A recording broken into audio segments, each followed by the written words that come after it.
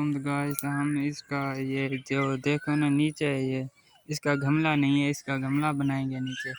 ये देखो इस पर फ्रूट भी लगे हुए हैं, इसलिए हम आज इसका गमला बना रहे हैं। अब हम इसकी कर रहे हैं सफाई, मतलब कि नीचे जो गंद वगैरह पड़ा हुआ था वो साफ़ कर रहे हैं। वो साफ़ करके फिर गमला बनाएंगे। और ये मेरी पहला व्लॉग है यूट्यूब पर।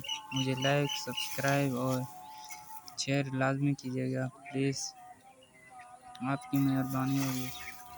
आज बना रहे हैं ये इसका गमला, देखते हैं तो कैसा ये रहता है गमला।